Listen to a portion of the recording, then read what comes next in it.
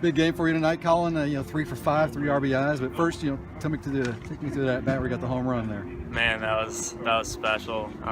Definitely something I'll never forget. But it was 3-2. The guy had been thrown in. I was talking to Sean about it. It said he was a little erratic, but he was missing glove side a lot, and just wanted to be on time for the pitch, and luckily I was. And we had a little wind blowing out that way, but we'll take it. Yeah, that's part of the game. Yeah. Coach said he'd like for you to become a little more consistent. Trust in yourself a little bit more. How do you respond when you hear Coach talking like that? It's I know he trusts in me, so that's definitely something that is nice to know as a hitter.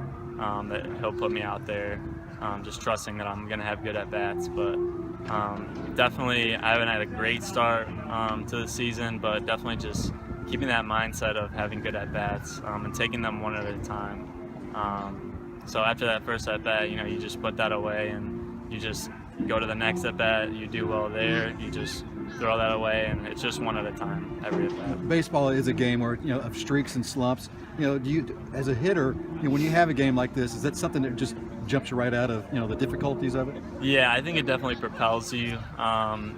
Coach Mack says it a lot. You can't get too high, you can't get too low. So I'm not gonna think I'm the best hitter ever, and it's gonna come easy because you could hit 4 lasers like Ellis did his first 4 at bats and not get a hit. So just not getting too high and not getting too low, and really just, like I said, doing your best every at bat and having good at bats. You guys are now 8-0, and in each one of those wins, more than 10 or more hits. What's it say about this offense?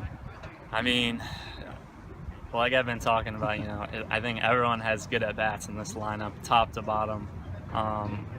I think the guys at the bottom of our order could hit top of the order at most other schools, and that's not knocking other schools. It's just showing how deep our hitters are, and that Coach Mack just recruits awesome guys, and Eric Snyder, our hitting coach, and Vrabel, they get us prepared for the games, and it's not about hitting home runs or hitting lasers. Those are all great, but the walks help too, because then you get the RBIs afterwards.